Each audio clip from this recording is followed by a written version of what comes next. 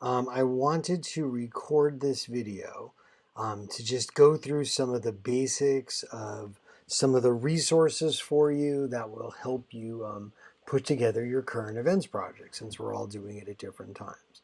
So first, if you go into Schoology, and this is the link, right? This is the assignment. So make sure you've reviewed the requirements, which we've done in class, and you've met with me.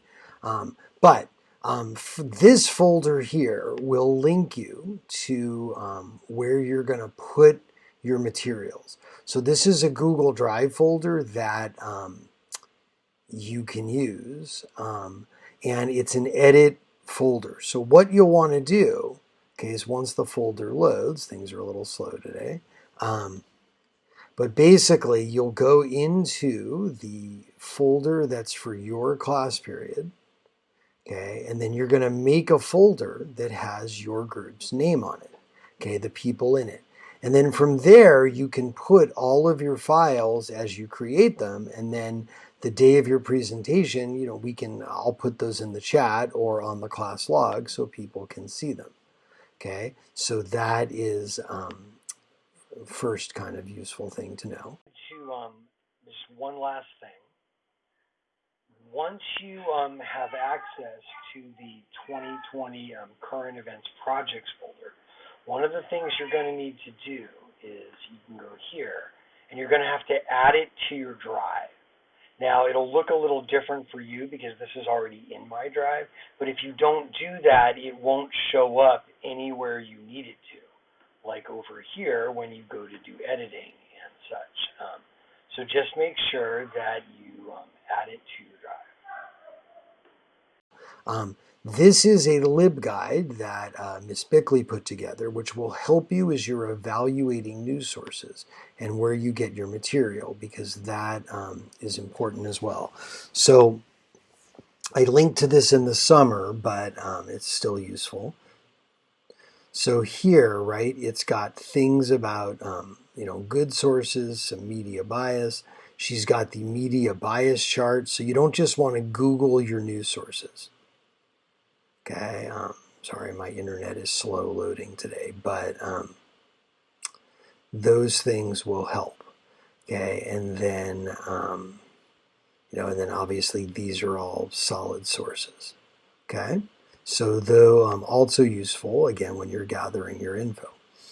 Now, don't worry about the one button studio directions. That's more for when we're live. This part's really important. This is the in-depth topic student guide. So what I want to show you is what this is, okay? And this gets a little bit of teacher talk here, but useful. So when you're designing the in-depth topic, okay, ideally this will be done in consultation with me. Sometimes I may ask you to do a particular topic, but this is the beginning of a list that has to do with, some of what we've done. And what you can try to do is maybe topics that other groups haven't already covered. And obviously there's, lots of big list here. Some of these things may have been in the news during the week you covered, but maybe not, and that's okay. So you can give them background on an issue because, in a particular week, like nothing new may happen about same-sex marriage, but it's still useful for us to know about. Sorry, I apologize. Slow loading again. Now, what are some of the guidelines you're going to want to do for this?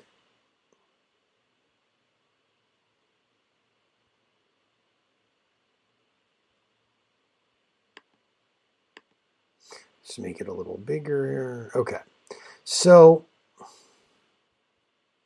let me just move myself over here. Okay, so a few things. As you design the activity, these are kind of the basics, right? Should be designed to take about 20 to 30 minutes. Okay, so you're gonna present, right, and then the other part of that block period you're gonna just be able to share. If you are going to give a homework assignment, just add a word to that. But if you're going to give a homework assignment, don't have it be longer than, 20 to 30 minutes. Usually people don't because we all have enough work to do, but you can if you would like.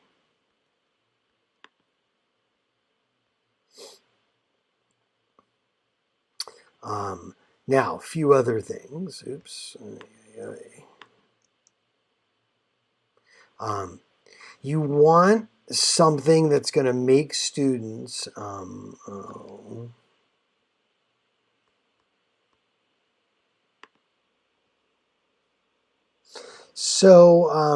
as you're designing your activities, sort of keep that in mind. Now, some do's and don'ts. And make it ask for thinking. Don't just, have your activity be superficial knowledge. That's my main critique with Kahoots. Like, they're fun and they can be part of your activity, but don't have it be all the way. Make sure when you design, if you're going to have math questions, have it be open-ended questions that ask for more thinking. Make sure that the information to complete what they need, you've provided links or content to make it do that. And if possible, have it be collaborative. Breakout rooms, certainly ways to take, we adapt to the Zoom format. Don't have it require no advanced thinking like a fill-in-the-blank worksheet.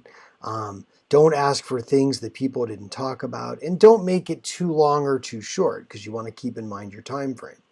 Now, this is a handout that I would recommend you do before you start, which just kind of shows you an examples of open-ended and closed-ended questions. And then, you can think about it, right? So do you think Trump is a good president? Is that open-ended or closed-ended?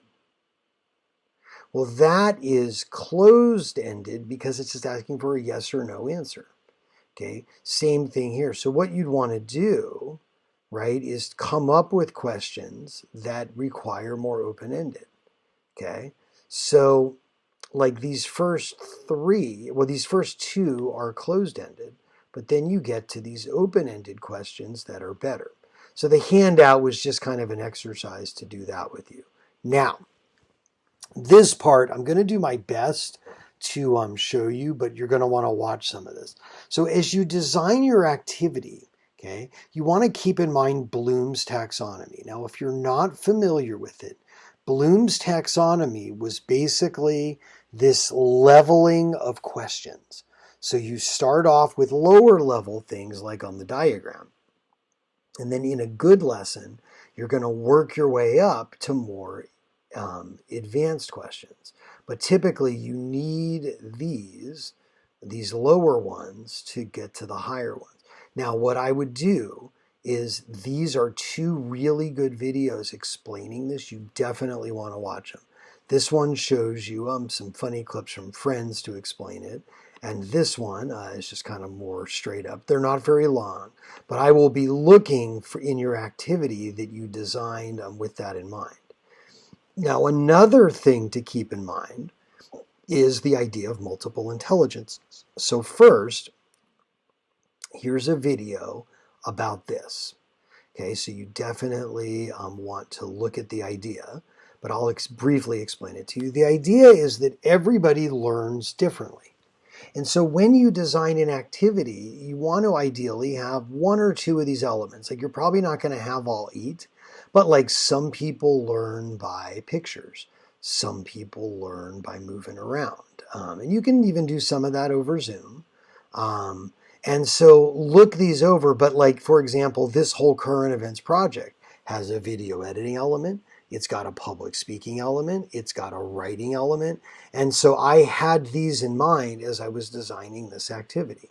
Now I'm going to put a link for this introductory video up at the front of the lesson. And, again, use the materials and then you can always run your lesson by me before your talk.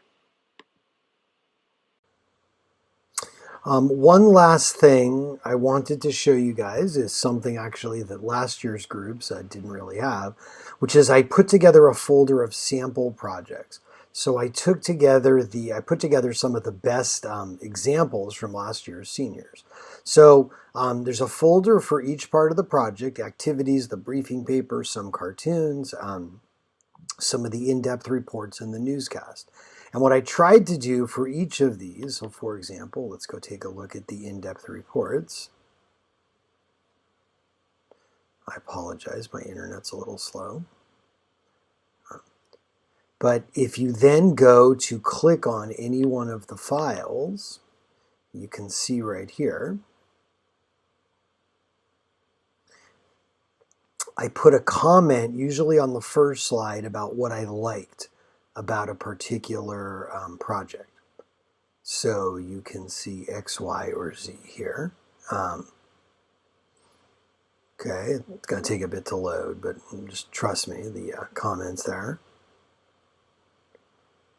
This particular one was they took a lesson from apes, and it worked pretty well. Now, with the case of the videos, I put what I liked about them in the project description. Two of them were done before we went on lockdown, but one was done after. And you can see you get some pretty good ideas. Some were pretty funny. You know, humor is always good to liven it up. You definitely, you know, have some options about how you edit, and you can always make time during Flex, and you know, I can help you edit as well. Okay, and all you got to do is click on one of these and it'll play.